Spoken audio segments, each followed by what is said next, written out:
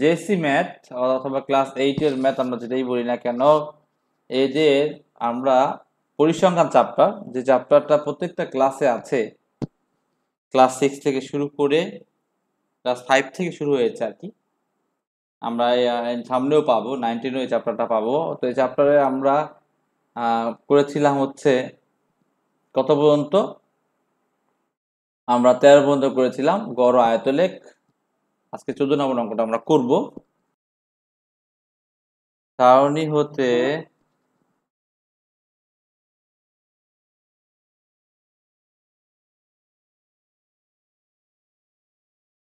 বিচ্ছিন্ন, আমি একবারে সারণীটা করব তাই আমি লিখতেছি আয়তলেখের জন্য এবং গড়ের জন্য একবারে করব, তাই লিখতেছি বিচ্ছিন্ন শ্রেণীব্যক্তিকে অবিচ্ছিন্ন শ্রেণীব্যক্তি রূপান্তর করে সারণী তৈরি করি।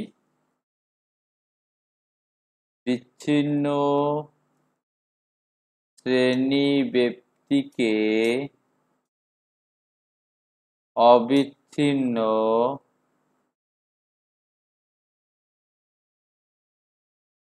শ্রেণীব্যক্তিতে রূপান্তর করি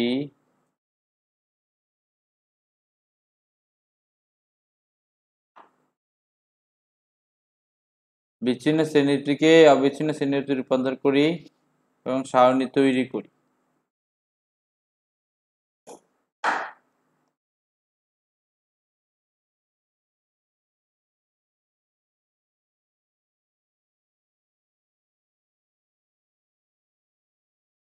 সারণী তৈরি করি বিচ্ছিন্ন শ্রেণীটিকে অবিচ্ছিন্ন শ্রেণীতে রূপান্তর করি, রূপান্তর করে সারণী তৈরি করি এবং গড় নির্ণয় করি।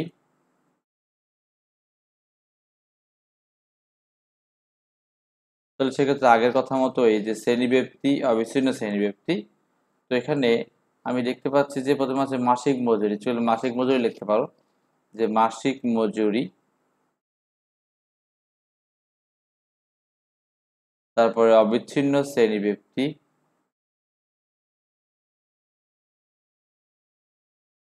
অবিচ্ছিন্ন শ্রেণীব্যক্তি, আমি নিচের লাইনে লিখে দিই শ্রেণীব্যক্তি,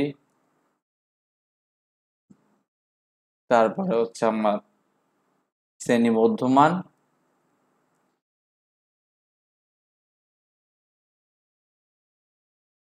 শ্রেণী মধ্যমান, এরপরে আমার হচ্ছে গণসংখ্যা, তারপর হচ্ছে FI/XI। তার মাসিক মজুরি, অবিচ্ছিন্ন শ্রেণীব্যক্তি, শ্রেণী মধ্যমান, গড়সংখ্যা, FI/XI। এখন এখানে যদি কেউ মাসিক মজুরি না লিখে শ্রেণীব্যক্তি লেখো তাও তো সমস্যা নাই, এছাড়া আমি মাসিক লিখবো না, আমি শ্রেণীব্যক্তি লিখবো, তাও লেখা যাবে। তো এখানে আমরা কলামগুলো করে ফেলি।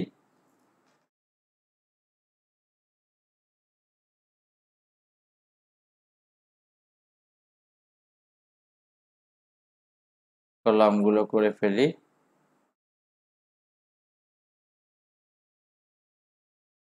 FI/XI, গণসংখ্যা, শ্রেণী মধ্যমান, অবিচ্ছিন্ন শ্রেণীব্যক্তি, মাসিক মজুরি।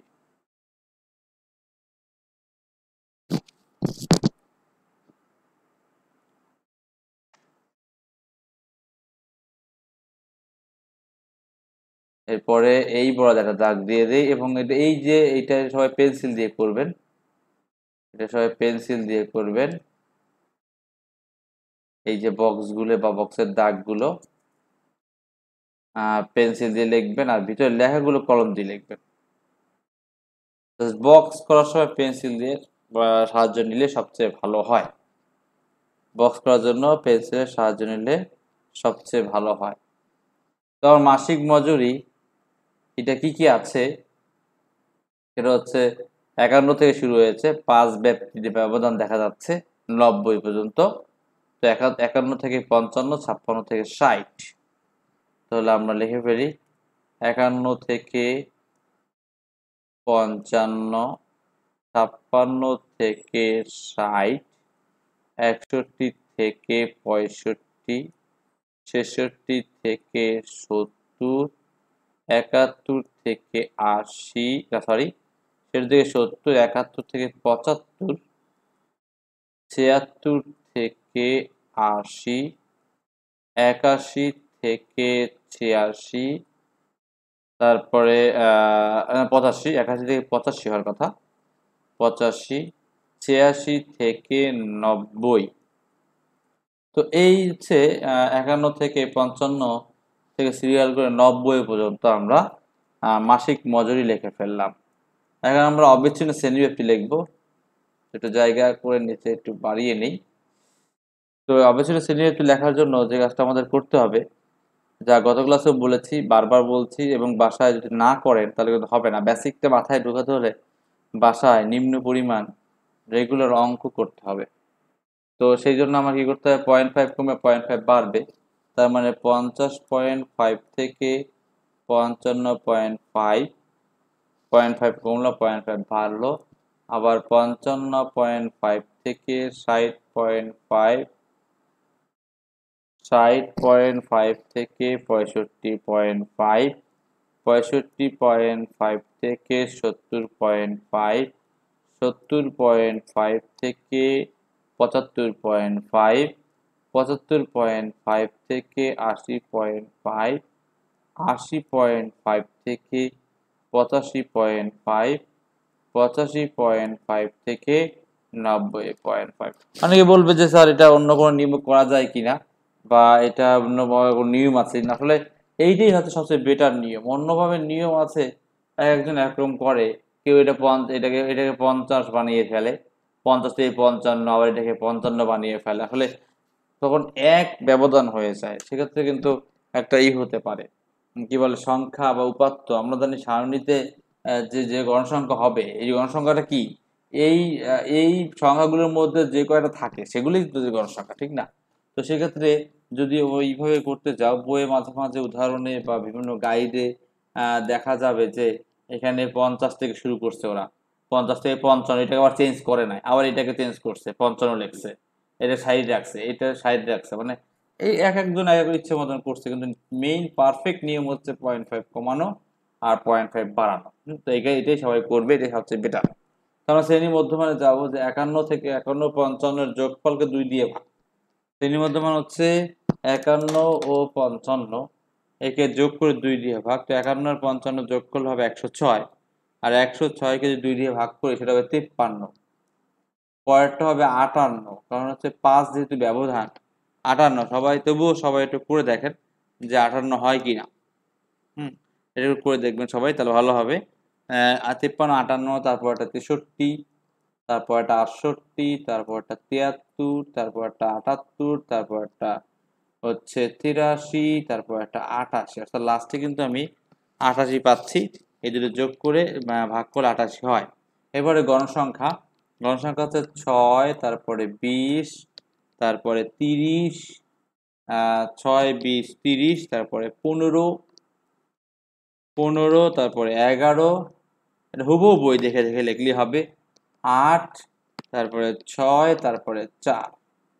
এই হচ্ছে গণসংখ্যা। গণসংখ্যার যোগফলকে n দিয়ে প্রকাশ করা হয়। তো যোগফল কত, n সমান কত বের করেন।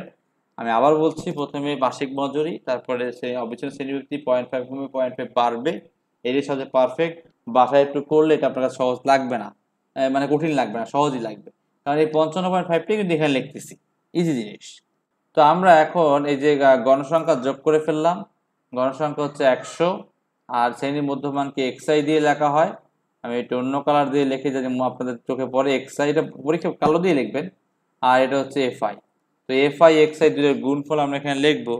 তো 53 আর সাই গুণ করলে 318, তারপরটা হবে হচ্ছে 1160, তারপরটা হবে 1890, তারপরটা হবে 1020, তারপরটা হবে 803, তারপরে হবে 624, তারপরে হবে 498, তারপরে হবে 352, আর সবগুলোর সমষ্টিকে বলা হয় হচ্ছে তোমার সামেশন অফ fi xi, যা যোগ করলে আমাদের আসবে 6665। তো এই হচ্ছে আমার সামেশন অফ FI/XI পেয়ে গেলাম, এন পেয়ে গেলাম। তারপরে আপনারা যদি গড় সমান, আমি গড়টা এখানে করি, আপনারা নিচে করেন। আমরা জানি গড় এটা আবার এক্স দিয়ে লেখা হয়, উপরে সামেশন অফ FI/XI, নিচে হচ্ছে এন। তার মানে 6665 ভাগ হচ্ছে 100, 100 দিয়ে ভাগ করলে আমার দশমিক আসবে, তার 66.65। এই হচ্ছে গড়। দেখেন গড় বুঝেন কিনা, কার কোনো প্রশ্ন আছে কিনা। তো আমরা কি করব এখন, আমরা সারণী থেকে গড় করব। তাহলে সারণী আয়তলেখ করব, তা সারণী থেকে আয়তলেখ আঁকি। এখানে লিখতে পারি যে সারণী থেকে গণসংখ্যা নিবেশনের, সারণী থেকে গণসংখ্যা নিবেশনের আয়তলেখ আঁকি। সারণী থেকে গণসংখ্যা নিবেশনের আয়তলেখ আঁকি, ঠিক আছে। এই কথা আমরা লিখতে পারি, সারণী থেকে গণসংখ্যা নিবেশনের আয়তলেখ আঁকি। তো এরপরে ওই আগের মতো যা আমরা x প্রাইম y প্রাইম যে দুটো রেখা দিব, এই হচ্ছে আমার ধরো x অক্ষ, এই হচ্ছে আমার x অক্ষ, বা আমি আর একটু বাড়িয়ে দিতে পারি, এই হচ্ছে আমার x অক্ষ। তারপরে এবং সোজা করে দিব আমি y অক্ষ লম্ব বরাবর। এটা তো সবাই গ্রাফে দিবে, এটা কিন্তু সবাই গ্রাফে দিবে। এই হচ্ছে y অক্ষ, x অক্ষ y অক্ষ আমি এখন প্রায় দিব, তীর চিহ্নগুলো দিলাম। এখানে লিখবো x প্রাইম, y প্রাইম। আবার বলছি, এই যে y প্রাইম আর x প্রাইম এটা কিন্তু অনেক সারি দেয় না। কেন দেয় না তারা বললে আসলে দরকার নেই, কারণ আমরা প্রথম এটা লাগবে 9 10-এ উঠলে কিন্তু এই 4টা ভাগই লাগবে। এটা বলে প্রথম চতুর্ভাগ, এটাকে বলে দ্বিতীয় চতুর্ভাগ, এটা তৃতীয়, এটা চতুর্থ। এখন এই যে বাকি 3টা ভাগ আমি কাজে লাগাই না বিধায় এগুলো ছোট ছোট রাখি, কিন্তু তোমরা এই পুরোটাই দিবে x প্রাইম y প্রাইম, তা স্যার মনে করবে যে হ্যাঁ তোমরা পুরো অক্ষরেখা সম্পর্কে আসলে তোমাদের জ্ঞান আছে। এখানে একটু একটু বাড়াই দিলে তো তোমাদের কষ্ট বেশি হবে না, হ্যাঁ এই পুরোটা বাড়িয়ে দিবে। তো আমরা এখন ওই যে শুরু করছিলাম যে অবিচ্ছিন্ন, সেটা আমরা এই করব গড় করার জন্য। তো আমরা আমাদের 50 পয়েন্ট, প্রথমে ছিল 51 থেকে 55, তো 50.5 লিখেছিলাম। তো সেখান থেকে আমরা শুরু করব, যে 50.5 ছিল, তো সেখান থেকে আমরা শুরু করব। তাহলে আমরা 50.5, তারপর হচ্ছে কি বলে 55.5। তো এখানে 50.5 একটা কথা বলে রাখি, সেটা হচ্ছে সেটা শুরু করার সময় যেহেতু 50.5 এইখানে অনেক সংখ্যা আছে, 0 থেকে 50.5 অনেক সংখ্যা আছে, সেহেতু আমার কি করতে হবে, এখানে ভাঙা চিহ্ন দিতে হবে। এখানে ভাঙা চিহ্ন আমি আগে দিয়ে ফেললাম, গিজিবিজি গিজিবিজি করে ভাঙা চিহ্ন দিয়ে দিবে। তারপরে 50 থেকে এখানে 55.5, 55.5, তারপর হচ্ছে তোমার 60.5, 55.5, এরপরে 60.5, তারপরে 60.5 এর পর হচ্ছে তোমার 65.5, তারপরে 70.5, তারপরে তোমার হচ্ছে 75.5, 80.5, 85.5, 90.5, অর্থাৎ 90 পর্যন্ত। 90 পর্যন্ত করে লিখে ফেললাম। এখানে আছে 50.5 থেকে শুরু করে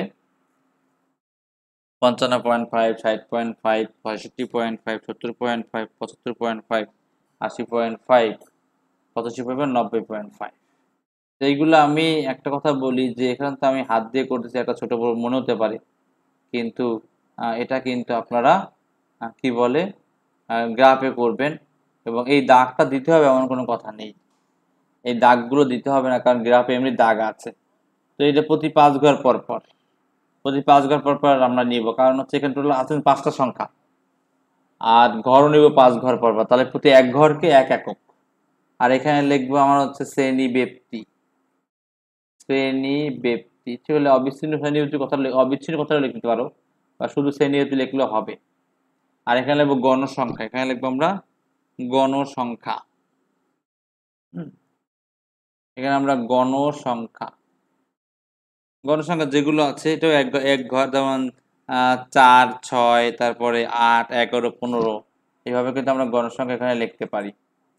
তো 55.5 থেকে 50.5 থেকে 55.5-এ আমার কতটুকু কি আছে, এখানে আছে টোটাল 6টা। তো আমি এখানে বক্স করব 6 পর্যন্ত, ধরো সাপোজ এই হচ্ছে 6, তারপর এটা হচ্ছে 20, 6-এর পর 20-এ চলে গেল, তাহলে এটা কিন্তু 20 পর্যন্ত, 20 পর্যন্ত ঠিক আছে, ধরো এইখানে 20 পর্যন্ত। তারপর এটা হচ্ছে 30, তারপর এটা হচ্ছে 30, তাহলে এখান থেকে আমি 30 পর্যন্ত বক্স করব, 30 পর্যন্ত। এরপর এটা হচ্ছে আমার 15, এই হচ্ছে 15। তারপরটা হচ্ছে আমার 11, এই হচ্ছে আমার 11। তারপরটা হচ্ছে আমার হচ্ছে 8, এই হচ্ছে 8। 11-এর পরে 8, 8-এর পরে আবার 6, প্রথমে 6 ছিল তার সমান। তারপর এটা হচ্ছে আমার 4, এটা কিন্তু ছোট একটু, এই হচ্ছে আমার 4।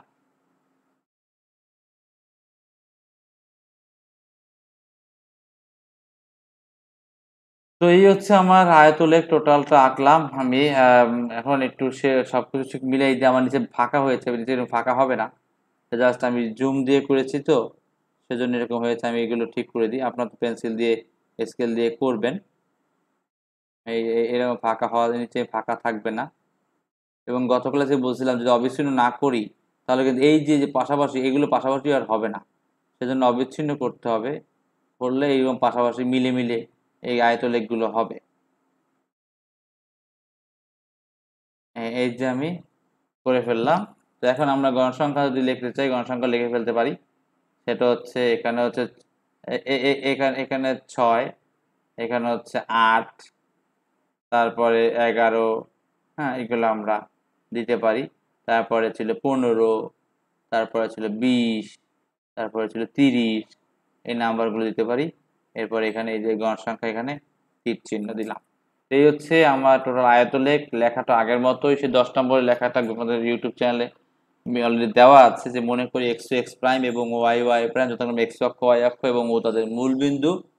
ছক কাগজে x অক্ষ বরাবর প্রতি 5 ঘরকে এক একক ধরে শ্রেণীব্যাপ্তি এবং y অক্ষ বরাবর প্রতি এক ঘরকে এক একক ধরে গণসংখ্যা নিবেশনের আয়তলেখ আঁকা হয়েছে। এরপরে 0 থেকে 50.5 পর্যন্ত ভাঙা চিহ্ন দিয়ে বোঝানো হয়েছে যে পূর্ববর্তী ঘরগুলো বিদ্যমান। এই হচ্ছে লেখা। আর আমার এইটুকু লিখলেই এনাফ, আর বেশি লিখতে হবে না। এই হচ্ছে আয়তলেখ। দেখেন বুঝেন কিনা, কারো কোনো প্রশ্ন আছে কিনা।